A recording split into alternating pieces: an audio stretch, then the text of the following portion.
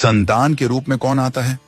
पूर्व जन्म के कर्मों से ही हमें इस जन्म में माता पिता, भाई बहन, पति पत्नी, प्रेमिका, मित्र शत्रु, सगे संबंधी इत्यादि संसार के जितने भी रिश्ते नाते हैं सब मिलते हैं, क्योंकि इन सब को हमें या तो कुछ देना होता है या इनसे कुछ लेना होता है।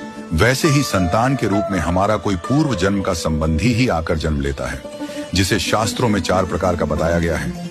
1. अणानुबंध पुत्र। पूर्व जन्म का कोई ऐसा जीव जिससे आपने ऋण लिया हो या उसका किसी भी प्रकार से धन नष्ट किया हो, वह आपके घर में संतान बनकर जन्म लेगा।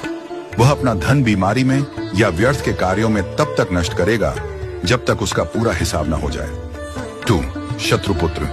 पूर्व जन्म का कोई दुश्मन आपसे बदला लेने के लिए आपके घर में संतान बनकर आएगा। बड़ा होने पर वह माता पिता से मारपीट, झगड़ा करेगा या उन्हें सारी जिंदगी किसी न किसी प्रकार से सताता ही रहेगा। वह हमेशा कड़वा बोलकर उनकी बेइज्जती करेगा और उन्हें दुखी रखकर ही खुश होगा। 3. उदासीन पुत्र। इस प्रकार की संतान न तो माता पिता की सेवा करती है, न ही कोई सुख देती है। वह उन्हें उनके हाल पर मरने के लिए छोड़ देती है। विवाह होने पर यह माता पिता से अलग हो जाते हैं और उनकी चिंता नहीं करते। 4. सेवक पुत्र। पूर्व जन्म में यदि आपने किसी की खूब सेवा की है तो वह अपनी की हुई सेवा का ऋण उतारने के लिए आपकी सेवा करने के लिए पुत्र बनकर आता है। जो बोया है वही तो काटोगे।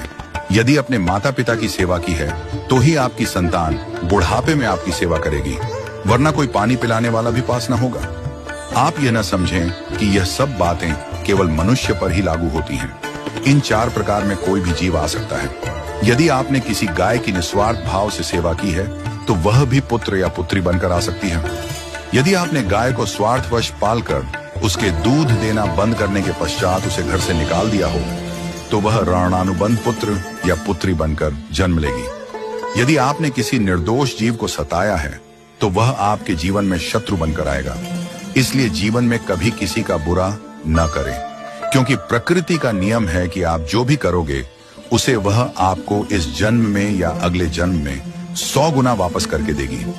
यदि आपने किसी को 1 रुपया दिया है तो समझो आपके खाते में 100 रुपया जमा हो गए हैं। यदि आपने किसी का 1 रुपया छीना है तो समझो आपकी जमा राशि से 100 रुपये निकल गए। जरा सोचिए, आप कौन सा धन साथ लेकर आए थे और कितना साथ लेकर जाओगे?